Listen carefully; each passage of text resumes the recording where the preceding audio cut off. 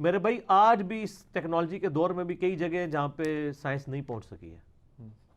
دوسرا پہنچ بھی جائے تو یہ غیبی معاملہ ہے. اگر اللہ تعالیٰ نے ان کو غیب کے پردے میں رکھا ہوا ہے نا تو آپ ڈیٹیکٹ نہیں کر سکتے. آپ تو عذاب قبر بھی ڈیٹیکٹ نہیں کر سکتے اگر اللہ تعالیٰ نے ان کو پردے میں رکھا. میرا یاجوج ماجوج کے اوپر کلپ بھی ہے کہ اس طرح ویریفائی نہیں ہوگا.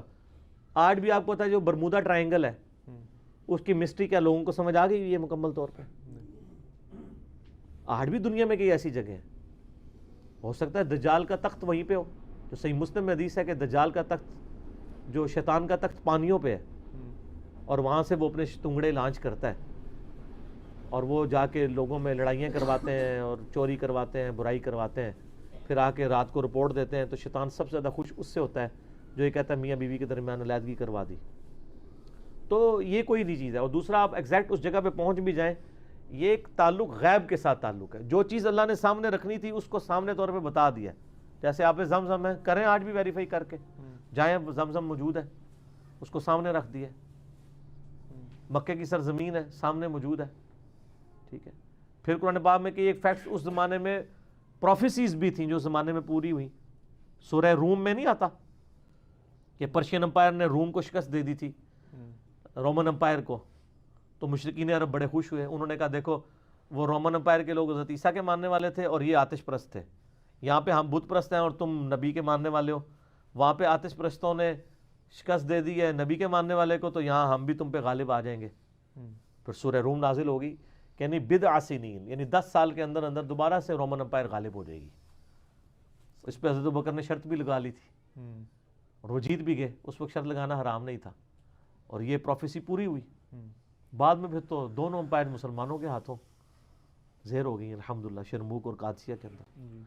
تو یہ جو چیزیں اس طرح کی آتی ہیں, کہیں قرآن کا یہ کلیم نہیں ہے کہ یہ فزیکلی اسی طریقے سے چیزیں ایگزسٹ کرتی ہیں, جا کے ویریفائی کرو.